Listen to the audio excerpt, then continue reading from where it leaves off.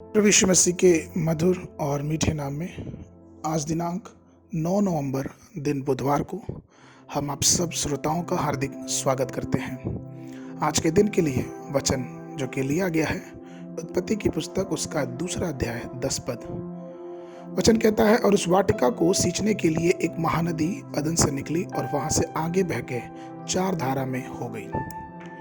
प्रियो, यह नदी अदन से निकली और 4 नदियों में विभाजित हो गई और 4 अलग अलग दिशाओं में प्रभावित हुई। जिस प्रकार प्रभु ने उन सभी नदियों के लिए एक उद्देश्य निर्धारित किया था, वैसे ही हमारे और आपके आध्यात्मिक जीवन के लिए भी परमेश्वर का एक विशिष्ट उद्देश्य है। जैसा अदन की नदी 4 शाखाओं में बटी थी, परमेश्वर के अभिषिक्त सेवकाई भी 4 बातों में बटी है। प्रेरितों के काम उसका 1 अध्याय उसके 8 पद में वचन कहता है, परंतु जब पवित्र आत्मा तुम पर आएगा तब तुम सामर्थ पाओगे और यरूशलेम, सारी यहूदिया, सामरिया और पृथ्वी के छोर तक मेरे गवाह होगे। अगर आप इस पद को बहुत ध्यान से देखें तो आपको इस पद में 4 क्षेत्रों के विषय में गवाही देने के रूप में वर्णन मिलता है। पहला यरूशलेम, दूसरा यहूदिया, तीसरा सामरिया और चौथा पृथ्वी के अंत तक। सबसे पहले हम ये समझे कि यरूशलेम क्या है। यरूशलेम शब्द का जो अर्थ होता है वह है शांति, और यह आपके और आपके परिवार को दर्शाता है।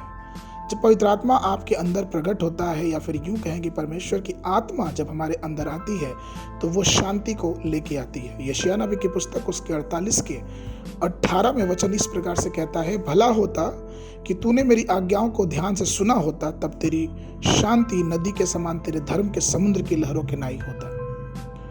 प्रियो, हमारा जीवन दिव्य शांति से समर्पित और समृद्ध हो सकता है, लेकिन जब हम अपने आप को पवित्र आत्मा के हाथ में देंगे। वचन कहते हैं यशायाह नबी की पुस्तक उसके 52 के 7 पद में कि पहाड़ों पर उनके पांव क्या ही सुहावने हैं, जो शुभ समाचार लेकर आते हैं, जो शांति की बातें सुनाता और कल्याण का शुभ समाचार और उद्धार का संदेश देता है, जो सिय्योन से कहता है कि तेरा परमेश्वर राज्य करता है। दूसरा जो जगह है वो यहूदिया। यहूदिया शब्द का अर्थ होता है परमेश्वर की स्तुति। लिया के विषय में परमेश्वर वचन कहता है उत्पत्ति की पुस्तक उसके 29 के 35 पद में कि फिर वो गर्भवती हुई और उसने एक और पुत्र को उत्पन्न किया, और उसने कहा, अब की बार मैं यहोवा का धन्यवाद करूंगी। इसलिए उसने उसका नाम यहूदा रखा। तब उसकी कोख बंद हो गई। प्रियो, परमेश्वर की स्तुति करना प्रत्येक अभिषिक्त या फिर प्रत्येक छुड़ाए हुए लोगों का मूल दायित्व है। इसलिए हर समय परमेश्वर की स्तुति और उसकी महिमा निरंतर हमारे मुखों से होती रहनी चाहिए। तीसरा समरिया। समरिया का शब्द होता है पिछड़े हुए लोग, अर्थात समरिया शब्द का अर्थ होता है पहरा देने का खंबा, अर्थात जो लोग पहरा देते हों। दूसरे शब्दों में इसका अंग्रेजी वर्णमाला में शब्द आया है वॉच टावर।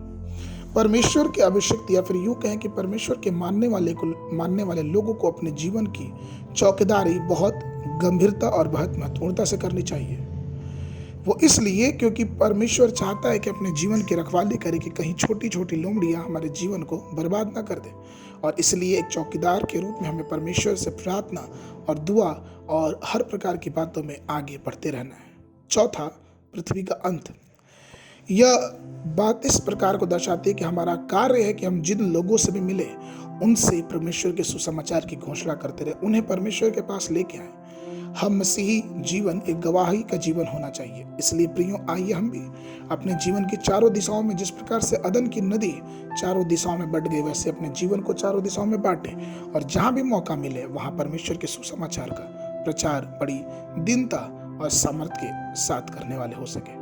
आज के मनन के लिए मत्ती रचित सुसमाचार उसका 28 उसका 20 पद, और उन्हें सब बातें जो मैंने तुम्हें आज्ञा दी मानना सिखाओ, और देखो मैं जगत के अंत तक सदैव तुम्हारे साथ हूँ। बाइबल अध्ययन के लिए सुबह के समय यिर्मयाह नबी की पुस्तक उसका 46 और 47 अध्याय, संध्या के समय इब्रानियों की पुस्तक उसका 6वां अध्याय। परमेश्वर आप सबको आशीष देवे।